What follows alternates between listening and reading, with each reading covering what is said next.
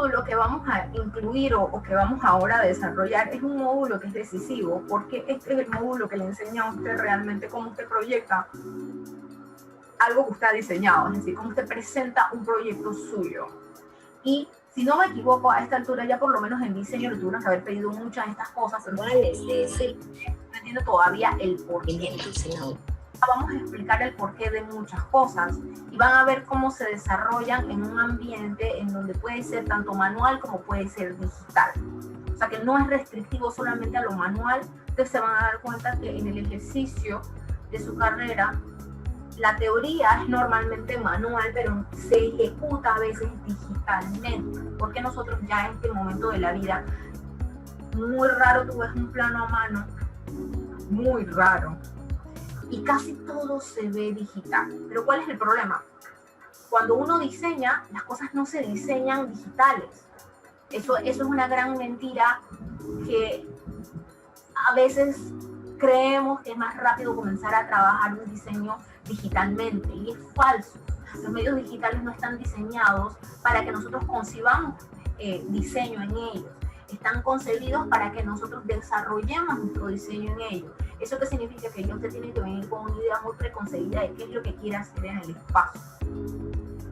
Incluso hay muchos diseñadores que trabajan primero el tridimensional y luego trabajan sus juegos de planos o luego trabajan sus planos. ¿Por qué? Porque ellos necesitan ver cómo se comportan los volúmenes, necesitan entender qué situación se está dando ahí. Entonces, cada profesional encontrará, a medida de que va avanzando en su carrera, cuál es la técnica que le funciona más. Pero una cosa que sí es real es que hay vistas y hay contenidos que usted, porque es usted, no los puede cambiar. Todas las vistas ortogonales, que ahora se conocerán con el nombre de elevación, son un sí o sí en un proyecto y se necesitan para poder explicar las alturas de ese diseño. La planta arquitectónica o planta de ampliación, cualquier tipo de planta, siempre va a manejar las medidas de ancho y largo. Y eso usted no lo puede cambiar, usted no puede mezclar las cosas que deberían estar en las elevaciones en las plantas y las cosas que deberían estar en las plantas en las elevaciones. Eso no funciona de esa forma. Las plantas se diseñan para que les den información de ancho y largo, mientras que las elevaciones o alzados se hacen para poder uno saber las alturas de esos volúmenes. Usted no puede comerse ninguna de la información, porque a la hora de presentar un proyecto usted necesita tener tanto lo que está en planta como lo que está en alzado para poder entender cómo se comporta un volumen. Así como ustedes han desarrollado los isométricos, que si se dieron cuenta, el isométrico usted no lo puede desarrollar si usted no sabe cómo se comporta ese volumen. Así mismo funciona un proyecto. Una planta es una vista alternativa de algo que está en elevación. Y cuando uno lee un proyecto, uno necesita tener más de un recurso. Yo necesito tener una planta, pero también necesito tener un alzado o una elevación que me muestre a mí cómo se ve verticalmente eso que yo he diseñado. Entonces, las vistas múltiples del proyecto son eso. Saber cosa se relaciona con qué, en qué parte dentro de ese volumen. Los dibujos de vistas múltiples de proyectos son una agrupación de plantas alzados que ahora, estos alzados vienen siendo las vistas que nosotros vimos en el capítulo anterior, en el módulo anterior. Estos alzados se conciben como elevaciones, es decir, vistas verticales de un volumen y las secciones. Cada uno de esos elementos de las vistas múltiples es una proyección ortogonal de un aspecto determinado en una construcción tridimensional. En arquitectura, en diseño de interiores, estas vistas, estos dibujos son el material requerido para la presentación de un proyecto, porque le permiten comunicar las ideas por medio de información gráfica que cumple pautas formales, es decir, esto tiene normas, usted no lo puede presentar como usted le dé la gana, usted tiene que cumplir con esas normas para que pueda dar a entender correctamente sus ideas. Vamos a ver entonces el ejemplo que utilizamos en el módulo anterior, que es el ejemplo de la caja, en donde nosotros nos ilustramos creyendo que metemos cada cuerpo que vayamos a trabajar dentro de una caja. Y dentro de esta caja nosotros tenemos el volumen que queremos describir. Las caras de esta caja son planos de proyección transparente que le dan los nombres principales a los planos del cuadro, así como a las imágenes proyectadas ortogonalmente sobre ellos. Entonces vamos a encontrar que las imágenes proyectadas ortogonalmente corresponden a los alzados o elevaciones. Lo que nosotros llamábamos vistas ahora se llamará elevación o alzado. Y en el caso de las imágenes producto de las vistas desde arriba, estas se llamarán plantas. Para poder comprender la configuración tridimensional de los objetos, nosotros vamos a necesitar una planta que nos dé el ancho y la profundidad y una elevación o alzado que nos dé la altura. Es decir, una planta sola no nos da toda la información. Nosotros necesitamos cazar una planta por lo menos con un alzado para saber qué altura va a tener cada uno de los contenidos que hemos descrito en planta. Ahora vamos a ver estas imágenes porque voy a explicar algo muy importante sobre ellos. Vamos a ver qué es el dibujo de plantas. Para que podamos entender realmente cómo se dibuja bien una planta, debemos imaginar que nosotros tenemos un edificio, y en el caso de la imagen A, que se ve un poco borrosita, tenemos que imaginar que nosotros tenemos un edificio y que en ese edificio se le ha colocado un plano de corte, que es la imagen B. Ese plano de corte es como si fuera un cuchillo, y ese cuchillo va a recortar todos los contenidos que están por debajo de él. Las plantas arquitectónicas o plantas de ampliación se conciben imaginándose que este plano de corte que está en la imagen B está cortando la casa a aproximadamente a una altura de 1,20. ¿Para qué? Porque 1,20 es una medida casi media que nos permite a nosotros ver si yo estoy cortando una puerta, si estoy cortando una ventana, si estoy cortando una pared, si estoy cortando un closet, pero me da suficiente espacio para todavía ver cosas que están en el piso. Entonces, una planta es como si yo tuviera una casa y yo le agarrara un cuchillo a 1,20, es decir, el plano de corte a 1,20 y yo hago un recorte.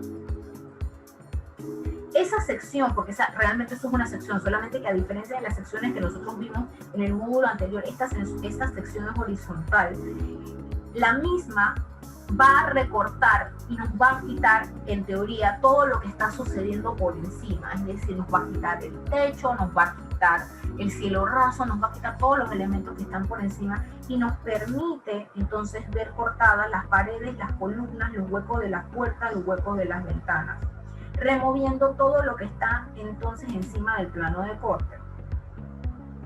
Aquí nosotros podemos entonces ver cómo se comporta la distribución de ese espacio que nosotros concebimos. Y en el caso del ejemplo C, pues podemos ver el espacio de esa casa. Hasta aquí, ¿todo el mundo claro? Una planta no es visto desde arriba. Una planta es un corte a 1,20 de eso que yo quiero describir. Entonces, por eso la planta tiene unas características muy particulares a la hora de expresarse.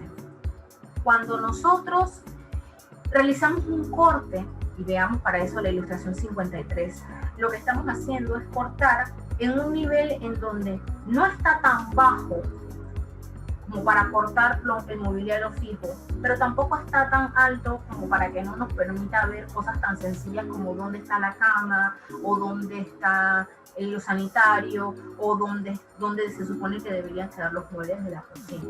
Entonces, estos son contenidos que uno maneja a una altura promedio para que se pueda entender correctamente qué está sucediendo ahí. Una planta, una vez que se corta, puede dar origen a diversos contenidos a comunicar. Es decir, una planta no es solamente para saber el ancho y el largo. Principalmente nosotros lo utilizamos como referencia de dimensiones, pero también lo utilizamos para saber cómo se comportará el amoblamiento o la situación de un lote en particular, pensando en macro. Atendiendo a la necesidad de comunicar, podemos tener diferentes tipos de plantas. Y es que no va a ser restrictivo. Lo que ustedes hicieron hasta ahora es que planta que veían la calidad de línea es la punta del iceberg para entender cómo se desarrolla una planta. Podemos encontrar 3 tipos de plantas como básicas, porque se van a dar cuenta de que plantas habrán muchas y de todo tipo. Estos 3 ejemplos de plantas me permiten describir información diferente, pero si se dan cuenta, son la misma planta arquitectónica. Lo que está pasando es que el contenido que está en cada una de estas plantas varía. Hasta aquí, ¿todo el mundo claro? Sí, profe. Bien. En la planta A nosotros tenemos las distribuciones de los espacios, los cerramientos, las ventanas o puertas, lo cual es un sí o sí en una planta típica. Es decir, en la planta A yo tengo todo lo que formaría parte de una distribución espacial. Aquí voy a hacer un alto para poder explicar dos cositas que son importantes para el resto de su vida. Cuando nosotros vemos en planta una casa, un baño, un cuarto, siempre habrán ciertos contenidos que serán sí o sí. Siempre los tienen que dibujar, siempre hay que entenderlos. ¿Cuáles son esos contenidos? Las puertas y sus abatimientos.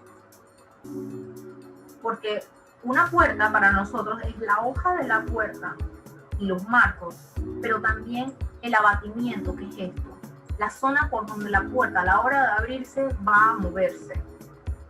Eso se conoce como el nombre de abatimiento. Lo segundo, aparte de la puerta, son los vanos. Y los vanos son los huecos que existen tanto para las ventanas como para las puertas, pero que también pueden ser huecos que no necesariamente tengan puerta. Y es que esto nos permite entender que en ese espacio va o una puerta o una ventana. El nombre que reciben los huecos a donde van puertas y ventanas es vano. Y dependiendo si es para ventana, sería un vano de ventana, y si es para puerta, un vano de puerta. Hasta aquí, ¿todo el mundo claro? En la segunda planta, aparte de ver la planta como tal, vamos a encontrar el amoblamiento de los espacios.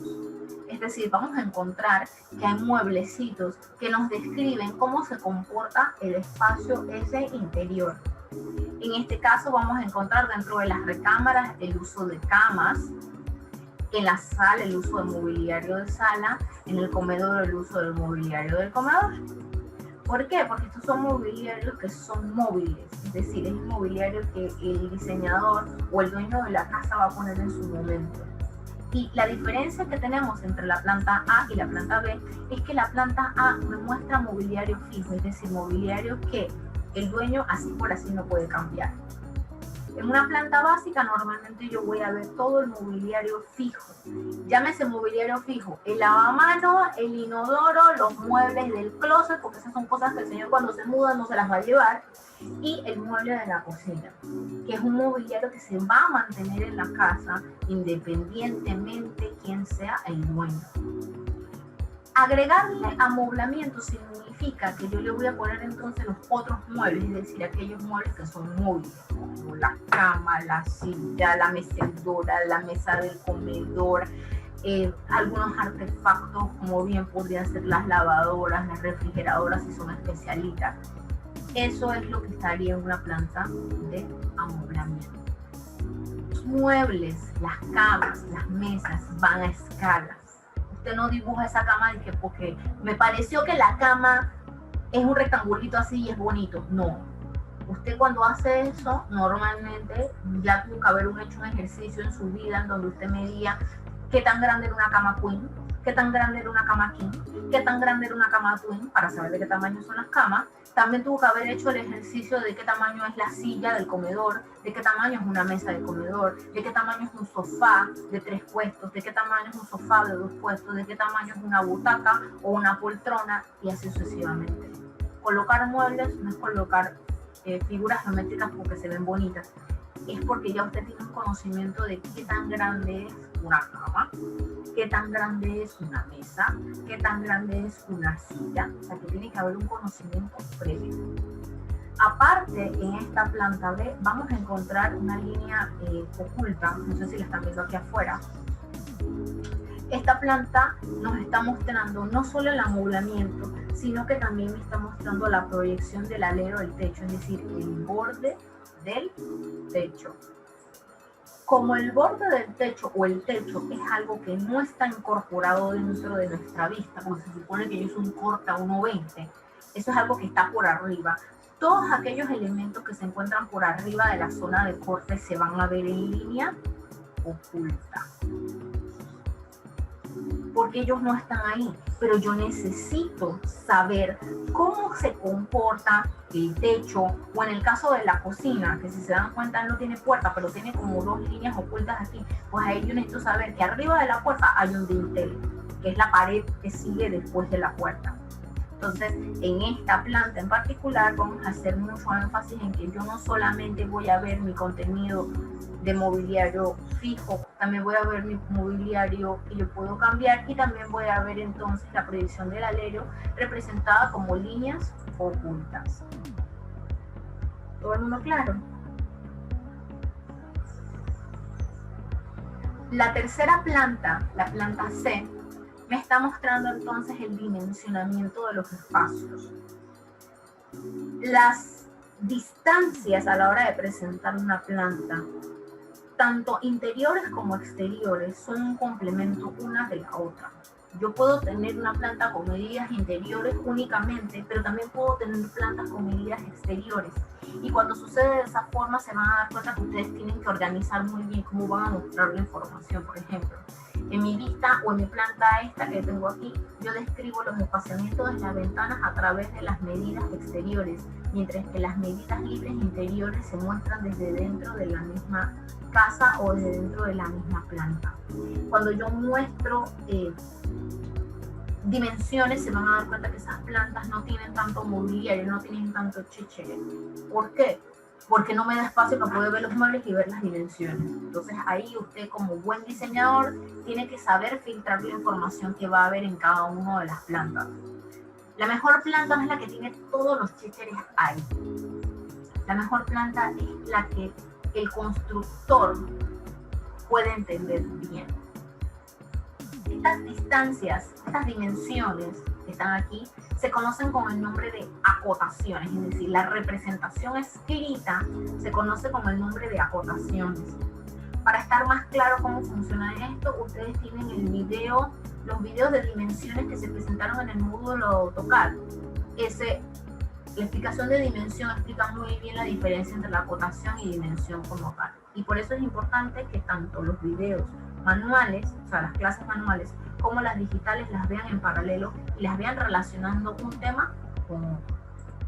¿Hasta aquí todo el mundo claro?